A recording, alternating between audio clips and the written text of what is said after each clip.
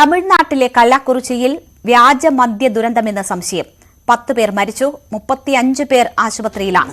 കടുത്ത നടപടികളിലേക്ക് സർക്കാർ നീങ്ങുന്നു. ജില്ലാ കളക്ടറെ സ്ഥലം മാറ്റി. പോലീസ് സൂപ്രണ്ടിന് സസ്പെൻഷനും ഉണ്ട്. വിവരങ്ങളുമായി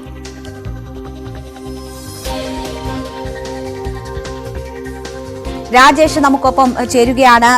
രാജേഷ്, ദുഃഖകരമായ സംഭവമാണ്. 10 മരണം സ്ഥിരീകരിച്ചിരിക്കുന്നു. എന്താണ് നമുക്ക് ലഭ്യമാകുന്ന വിവരങ്ങൾ? ഇവിടെ 10 പേർ മരിച്ചിട്ടുണ്ട്. ഇപ്പൊ കളക്ടർക്ക് മാറ്റിയിരിക്കണേ, സൂപ്രണ്ട് ചേഞ്ച് ചെയ്ത് ഇവിടുന്ന് 4 அமைச்சർ മിനിസ്റ്റർമാരൊക്കെ ഇവിടെ എത്തിയിരിക്കണേ. 2 ആള് ഇന്ന് കൂടും പറഞ്ഞിട്ടുണ്ട് ഇവിടെ റിപ്പോർട്ടില്. ഹോസ്പിറ്റലില്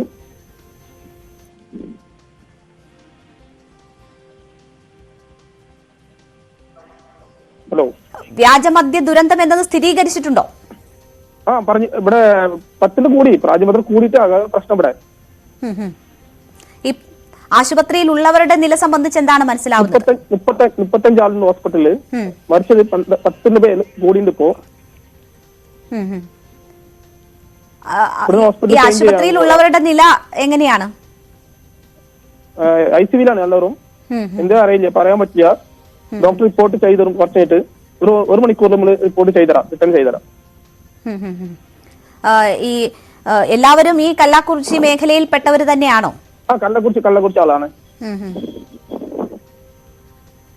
ഇപ്പോ വലിയ രാഷ്ട്രീയ വിവാദമായി കൂടി ഇത് മാറുന്നുണ്ട് എന്നാണ് മനസ്സിലാകുന്നത്. BJP അതിശക്തമായ വിമർശനവുമായി രംഗത്ത് വന്നിട്ടുണ്ട്.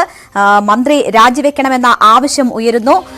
സംസ്ഥാന പ്രസിഡന്റ് K അണ്ണാമലയാണ് സംഭവം ഞെട്ടിക്കുന്നതാണെന്നും എക്സൈസ് മന്ത്രി ഉത്തരവാദിത്തം ഏറ്റെടുത്ത് രാജിവെക്കണമെന്നും ആവശ്യപ്പെട്ടിരിക്കുന്നത്. അപ്പോൾ സർക്കാരും നടപടികൾ കടുപ്പിക്കുകയാണ്. കളക്ടറെ സ്ഥലം മാറ്റിയിരിക്കുന്നു. ഒരു ഉദ്യോഗസ്ഥന് സസ്പെൻഷൻ ഉൾപ്പെടെ എടുക്കുകയും ചെയ്തിരിക്കുന്നു. ഒരു രാഷ്ട്രീയ വിവാദം കൂടി ഉണ്ടോ ഇതിൽ? ഇതിലുണ്ട് മാഡം. ഇവിടെ നിന്ന് കളക്ടറെ മാറ്റി കാരണം കൂടിയേക്കണം ഇപ്പോ.